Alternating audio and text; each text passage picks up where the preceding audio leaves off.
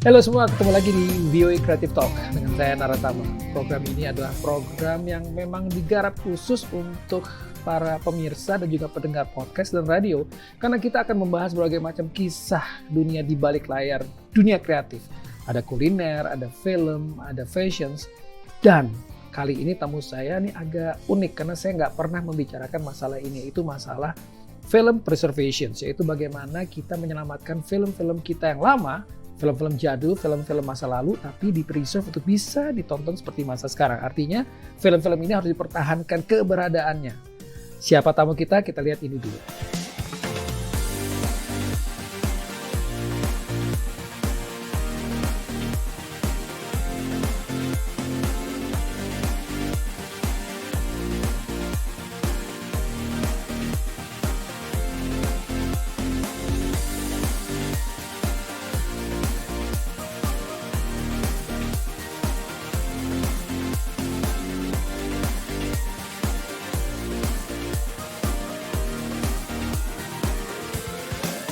Itu dia, Julita Pratiwi. Ini adalah teman saya yang dari zaman dulu, sebenarnya kita udah pernah ketemu di IKJ, tapi sekarang ada di New York, dan tiba-tiba mengambil sekolah jurusannya yang saya sendiri pengen tanya-tanya, ini jurusan apa sih, Ju? Apa kabar, Ju? Sehat Mas Naka. Sehat ya, namanya Julita, panggilnya Juju, kalau di sini namanya jadi Julita ya? Kalau orang Meksiko. Iya, untuk teman-teman Spanish, Panggilnya manggilnya Julita. Jadi gimana nih ceritanya? Sekarang kan ngambil jurusan preservation ya? Boleh Iya. diceritain nggak sedikitnya? Sedikit banyak tentang sekolahnya sekarang. Jadi latar belakangku dulu ketika ngambil sekolah film, aku ngambil peminatan kajian sinema. Jadi dari segi peminatan yang udah aku ambil itu tuh juga peminatan yang nggak banyak menjadi perhatian kebanyakan orang gitu ya. Dan ketika aku menggeluti karir di kajian film, aku banyak bersentuhannya itu lebih ke ranah edukasi dan penelitian film. Jadi fokusnya lebih ke analisis film, sejarah film, dan teori film. Dan itu mungkin juga berangkat dari ketika aku menggeluti karir di ranah edukasi film ya Mas Nara. Aku merasa kayak kita itu sedikit banget gitu yang berkontribusi untuk memproduksi pengetahuan sejarah film. Jadi ketika kita punya buku sejarah film Indonesia misalnya, buku itu tuh kayak lama tidak diupdate atau ditelusuri lebih jauh gitu, dan itu membuat aku penasaran sama beberapa teman-teman dan kolega yang punya concern yang sama. Kenapa ya ini kita sedikit sekali yang mau menggeluti ranah Kajian film atau bahkan misalnya ranah arsip film gitu. Dan aku merasa ketika memang kita mau memproduksi pengetahuan sejarah film lagi dan lagi, kita emang harus mengaktifkan ranah arsip film karena itu kayak ikatannya itu kuat banget gitu Mas Nara. Untuk bisa kita akhirnya memproduksi pengetahuan, kita harus bisa memelihara nih pengetahuan dari film-film yang lama ini gitu. Jadi kenapa bidang kajian film ini kurang diminati? Mungkin karena ketika kita bicara tentang film, orang-orang itu lebih terfokus pada ranah produksi gitu Pada ya. produksi ya? Kayak berupaya untuk bagaimana caranya membuat film, menjadi sutradara, produser. Kamera, editing. Iya, dan kita akhirnya lupa untuk melihat film itu sebagai ekosistem film yang besar gitu. Yang tidak hanya perkara produksi film saja atau bahkan eksibisi film aja gitu, menonton film. Ketika film itu selesai diputar gitu ya, dieksibisikan, lalu film ini kemana? Kita tuh kan tidak tahu tuh tentang apa alur film setelah film itu selesai diputar gitu. Dan sebab film itu ketika sudah selesai, muara akhir dia itu ada di ranah arsip film gitu. Iya, setelah kemudian ditayangkan. Kalau sekarang itu kan sudah tayangan sinema atau ditayangkan digital, pada akhirnya juga masuk ke arsip film. Iya. Kenapa sih anak-anak muda nggak terlalu tertarik pada dunia mengkaji film, sementara produksi film begitu banyak, Indonesia kan besar sekali produksi filmnya sekarang. Aku berpikir mungkin engagement dan exposure-nya itu belum terlalu besar ya. Karena aku suka punya analogi itu ibarat kayak ekosistem lingkungan hidup gitu ya. Aku melihat kayak ranah produksi dan eksibisi itu ibarat kalau di lingkungan hidup itu kayak ular dan elang. Sementara mungkin ketika masuk ke ranah arsip film itu kayak area penguraian gitu. Iya. Bisa kebayang nggak kayak misalkan ketika binatang kayak elang di rantai paling terakhir tiada, terus dia butuh diuraikan dan butuh waktu yang lama. Jadi itu seperti rantai yang mungkin aku bisa membayangkan itu rantai yang tenggelam, belum besar exposure-nya dan belum terlihat gitu Karena kan yang dibicarakan di ranah arsip film itu lebih waktunya itu jangka panjang ya. Nasib film bukan cuma diperkara 1 tahun 2 tahun kemudian, tapi kita bicaranya itu 10-20 tahun bahkan 50 tahun kemudian. Sekarang kan orang memproduksi film itu membutuhkan referensi kan. Sedangkan referensi itu harus datang dari arsip sebenarnya. Dari arsip kemudian juga harus lihat sejarah, bagaimana awal mula film, kemudian film diproduksi. Misalnya sekarang di Amerika sendiri gitu kan, kita banyak sekali ada channel-channel khusus untuk film-film klasik. Ada film klasik untuk western, bahkan kita mau nonton film apa? Dr. Zhivago misalnya. Dr. Zhivago itu tinggal klik, oh kita ada nih Dr. Zhivago. Bahkan di OTT ada tuh film-film klasik. Di Indonesia itu akan arah ke sana nggak kira-kira? Aku melihat sudah ada beberapa kecenderungan sih, Mas Nara, semenjak jadi film pertama yang cukup ter-highlight proses restorasinya dan diperkenalkan kembali ke masyarakat Indonesia itu ada film Lewat Jam Malam. Lewat Jam Malam, Usmar Ismail? Iya. Oke. Yang rilis di tahun 1954. Itu film tersebut direstorasi di tahun 2011-2012 dan atas kerjasama beberapa institusi. Jadi ada World Cinema Foundation-nya Martin Scorsese, ada National Archive Singapore, Yayasan Confident, Cinematheque Indonesia, dan Sahabat Cinematheque yang ikut berpartisipasi dalam prosesnya. Cinematheque Indonesia juga ya berarti ya? Iya, karena elemen filmnya ada di sana. Ada di sana. Jadi, berarti itu dari apa? Dari master reel atau gimana? Dari restorasinya bentuknya gimana? Apakah dari hardnya dari mana? Hard copy-nya dari mana? Hard copy-nya tuh masternya itu ada di Cinematheque Indonesia, dan itu yang mereka gunakan untuk proses restorasinya, dan restorasinya dilakukan di La Cinemateca Bologna, Italia. Rata-rata tuh negara dunia selatan, khususnya kayak negara kita ya, yang juga negara tropis, musuh terbesar dari arsip dan preservasi film itu kan. Climate ya, kayak dari temperatur kita yang hitungannya sangat tidak ideal gitu.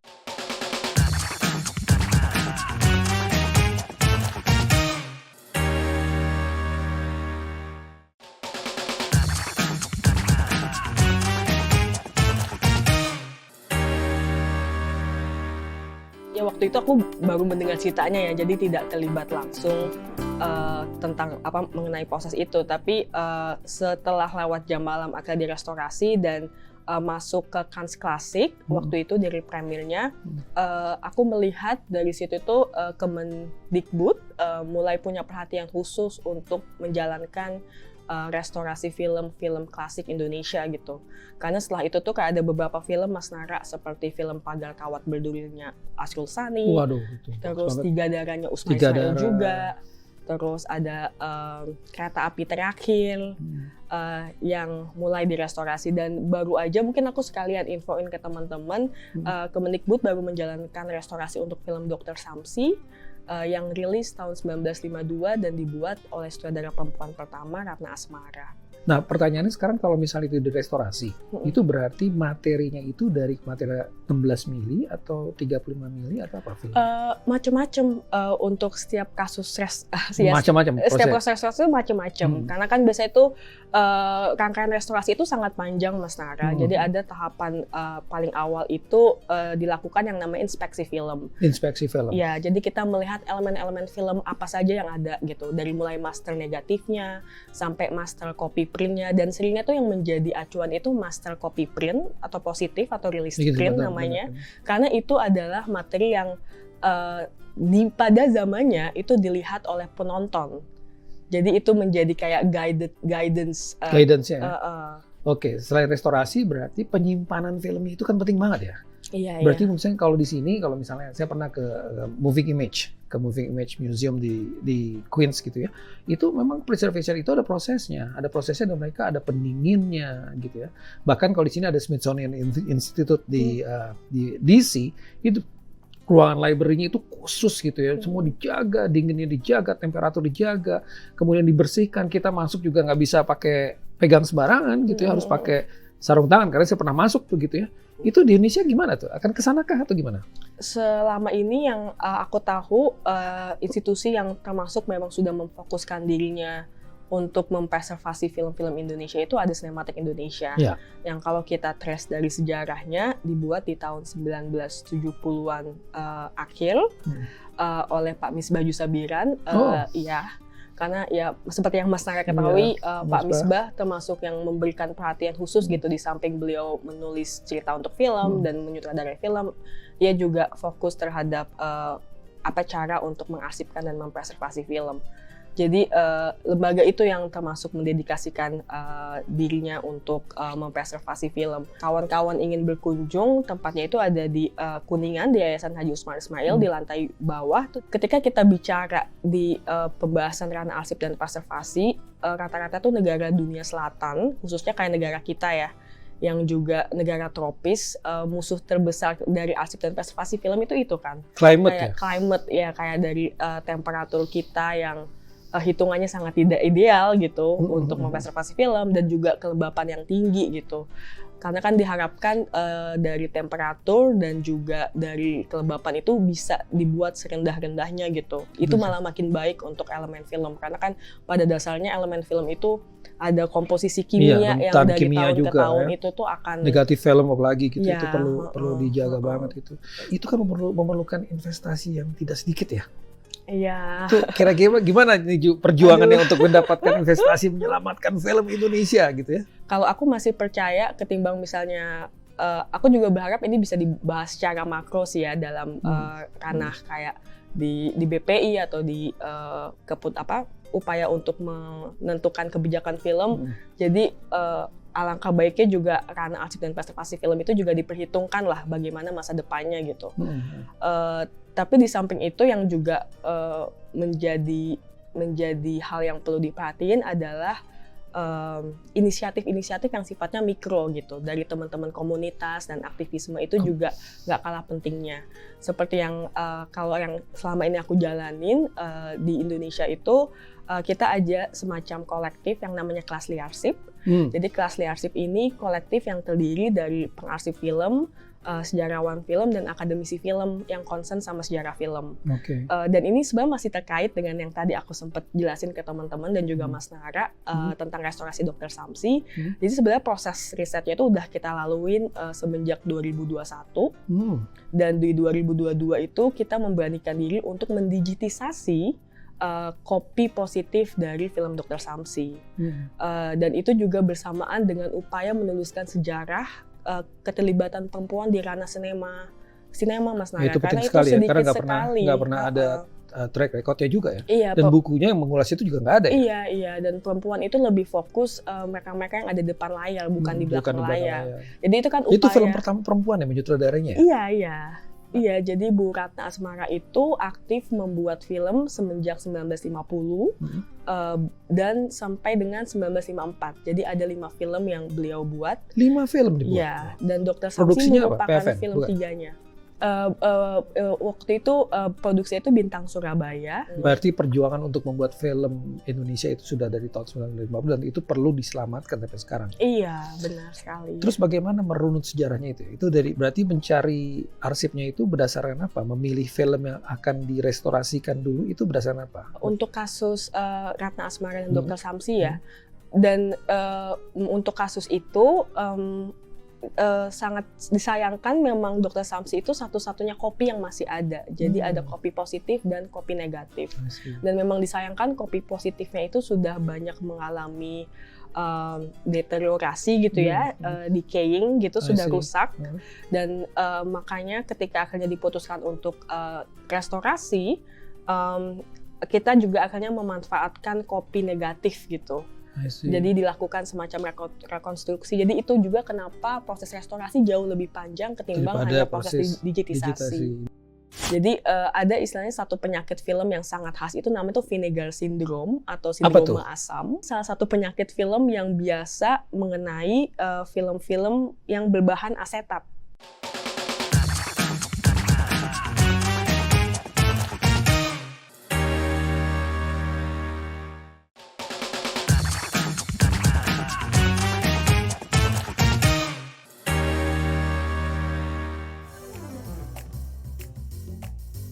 Pertanyaan saya sekarang justru bagaimana dengan film-film yang tidak terdaftar? Mungkin kita pernah tahu kan film-film yang kemudian nggak tahu tuh di mana arsipnya. Itu gimana cara mengkoleksinya? Ada usaha ke sana kah atau gimana? film yang tertua yang pernah disimpan itu film di tahun 1935. 1935. Judulnya Cipat Kai Kawin dari The Tang Chun. Dan sebelum itu tuh kita sudah tidak ada lagi koleksinya Mas Nara. Nggak ada lagi ya setelah itu? Dan sebenarnya banyak koleksi-koleksi kita itu kalau ngomongin di periode sinema era Hindia Belanda ya, itu tersimpan di Eye Film Museum. Nah, jadi semua ada di sana. Dan beberapa mungkin aku juga perlu mencari tahu lagi informasi tentang ini. Ada juga di Leiden University, dan Kit Elfie itu juga mengorganisir beberapa riset-riset yang memang arahnya membutuhkan materi-materi film era ya Hindia Belanda. Wah, ini kita perlu berterima kasih nih sama Khulita nih. Mbak Khulita dan Mbak Juju ini, karena kalau enggak siapa yang bisa memikirkan membuat merestorasi dan menyelamatkan film-film Indonesia, karena kita butuh menonton film Indonesia lama, kita butuh ada film-filmnya Sumanjaya misalnya gitu ya, atau Teguh Karya, film itu kan banyak sekali, tapi sekarang kan banyak sekali film-film lama yang justru beredar di YouTube.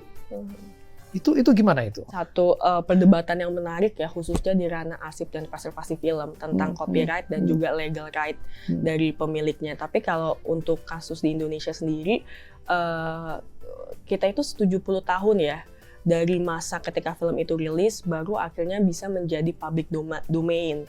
70 tahun. 70 Jadi tahun. setelah film itu rilis, setelah 70 tahun kemudian baru bisa menjadi public domain. Ya, mungkin untuk film-film di tahun yang rilis 70, 80-an masih belum menjadi ya? Public Berarti domain. masih belum public domain. Iya, dan itu ya pasti akan ada ya polemik tersendiri lah untuk hal itu. Tapi mungkin itu juga bisa menjadi catatan untuk kita semua ya, dan juga mungkin pemangku kepentingan yang mengurus kebijakan film untuk membicarakan lebih serius gitu mengenai keberadaan film-film ini dan bagaimana mensirkulasikannya lagi, karena kan juga tantangan untuk ranah preservasi film itu Mas, ketika film itu sudah dipreservasi lalu bagaimana gitu. Akses itu selalu menjadi hal yang digarisbawahi, gimana caranya untuk membangun literasi ke publik tentang film-film klasik dan cara yang tepat untuk menghadirkannya kembali gitu. Ada juga satu platform mungkin Mas Nara pernah tahu namanya Flix. Iya, Flix itu mereka juga termasuk yang OTT yang punya concern tuh untuk film-film lama gitu. Iya. Jadi sekarang Juju itu sudah belajar di sini kan, sudah masuk tahun kedua sekarang ya. Iya, ini datang. Kemarin udah ke Brazil kayaknya. Aduh, ya. Kemarin dapat oleh-olehnya juga. Jadi belajar apa di Brazil? Jadi sekarang S2 di New York. Bisa cerita sedikit nggak? Program yang sedang aku jalanin sekarang itu namanya Moving Image Archive and Preservation. Moving Image Archive and Preservation. Ya, mungkin kalau di bahasa Indonesiain jadi arsip dan preservasi gambar bergerak. Jadi di program yang aku jalanin sekarang itu lebih fokus mengenai teori dari arsip dan preservasi gambar bergerak. Jadi kita belajar untuk gimana caranya untuk melakukan yang namanya collection management, kayak mengorganisir koleksi, terus cara untuk memahami kerusakan yang terjadi pada medium-medium ini dari film-filmnya dari itu film dan video, cara buat kalau mungkin mudahnya itu kayak mengobati ya, kayak mereparasinya ini gimana sih, sampai akhirnya kita membuat semacam agenda ketika kita menginginkan untuk mempreservasi medium-medium ini dalam waktu yang panjang. Dan kemarin bisa sempat ke Brazil tuh? Program ini mengharuskan kita untuk bisa menjalankan magang gitu di berbagai macam tempat, dan programku ini tuh kerjasama dengan salah satu sekolah yang memiliki laboratorium film di Brazil gitu. Jadi waktu itu aku menginginkan kayak di negara yang memiliki karakteristik yang agak serupa lah dengan Indonesia. Jadi kenapa akhirnya diterbangkan ke sana? Terbangkan Brazil gitu. Itu apakah preservasi di Brazil itu hampir mirip dengan preservasi di Indonesia? Jadi ada istilahnya satu penyakit film yang sangat khas, itu namanya tuh Vinegar Syndrome atau sindroma asam. Sindrom asam? Iya. Jadi ini salah satu penyakit film yang biasa mengenai film-film yang berbahan asetat. Oke. Jadi filmnya itu akan berbau asam, dan kalau dia ada di tempat panas dia bakal mengurai seperti madu, Mas. Oh gitu? Iya, jadi hilang semua gambar-gambarnya. Oh gitu? Iya, Jadi jadi nggak itu bisa- tantangan terbesar kita ya. Jadi kalau misalnya lembab ya, udara itu parah banget dong berarti Bisa filmnya. parah banget. Jadi pas buka itu beneran kayak lengket-lengket madu gitu, Mas. Oh, gitu? Kayak- Terus jadi gimana merestorasinya gimana prosesnya? Ini belum sampai digital ya? Masih masih Belum, restorasi? masih bentuk fisik. Masih iya. bentuk fisik berarti satu-satu, frame by frame. Jadi ketika memang kan jadi ada satu alat pendeteksi tentang untuk keasaman film. Jadi ketika sudah diketahui bakal mengarah ke Vinegar Syndrome, biasanya koleksi-koleksi tersebut itu dipisahkan dan Dipisahin ya? dicari tempat yang jauh lebih dingin untuk menghentikan prosesnya Prosesnya supaya penguraian tidak yang ada lebih penguraian jauh. itu. Iya, iya. Apa yang perlu dipelajari dan perlu dikembangkan di Indonesia? Investasi nomor satu, jelas itu. Tapi mungkin ada software sendiri atau apa Benar-benar. atau apa? Mungkin kalau untuk di Indonesia apa yang bisa kita contoh, mungkin pelan-pelan gimana caranya kita mendorong itu ya, kayak membentuk ekosistemnya meskipun itu kecil ya. Kayak untuk di JAV tuh aku tertarik di samping mereka punya JAV Archive, mereka juga udah punya JAV klasik, Mas.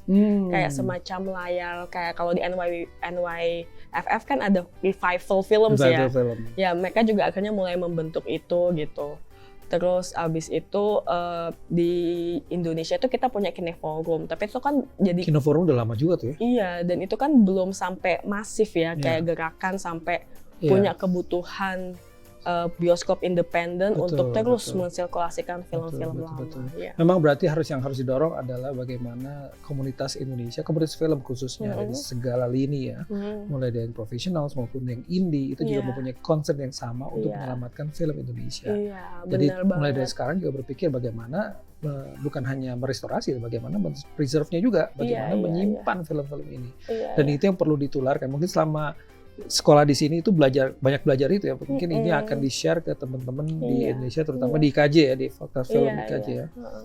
Nah, itu. Dan untuk beberapa filmmaker Indonesia yang udah punya perhatian besar gitu ya, di perkara untuk menjaga analog film, kan kita ada beberapa kawan-kawan filmmaker seperti Mas Edwin, misalnya yang punya Lab Laba-Laba, Iya. yang punya ketertarikan untuk terus melestarikan budaya analog film gitu. Dan kayak Mas Riri itu juga termasuk yang membuat aku tertarik dengan sistem ngajarnya Mas Riri. Mas Riri itu suka ngajak kawan-kawan filmmaker ke ini, Mas, ke Cinematic Indonesia. Oh gitu. Iya. Wah. Jadi ada kayak generasinya Uregas gitu, itu diajak tuh sama Mas Riri, dan ada juga Evi Srihandayani yang sekarang jadi arsiparis film. Ju, yang terakhir kira-kira ada tips nggak mau disampaikan ke teman-teman penonton Creative Talk, pendengar Creative Talk ini supaya bisa menyelamatkan film Indonesia? Mungkin hal yang paling sederhana adalah memperhatikan untuk karya sendiri ya yang dibuat, kayak sistem yang baik untuk mempreservasi file output digital ini bagaimana. Jadi aku merasa preservasi film ini nggak hanya kita lihat sebagai sesuatu yang kayak jauh gitu ya atau berjarak, tapi itu juga bisa sifatnya DIY gitu, coba dikerjakan sendiri. Ya, buat teman-teman Creative Talk, itu dia tadi obrolan kita soal film, preservation film, dan ini pertama kali juga buat saya karena saya juga banyak belajar dari obrolan kali ini. Sampai ketemu di obrolan lagi dengan Creative Talk di episode mendatang. Sampai ketemu. Bye.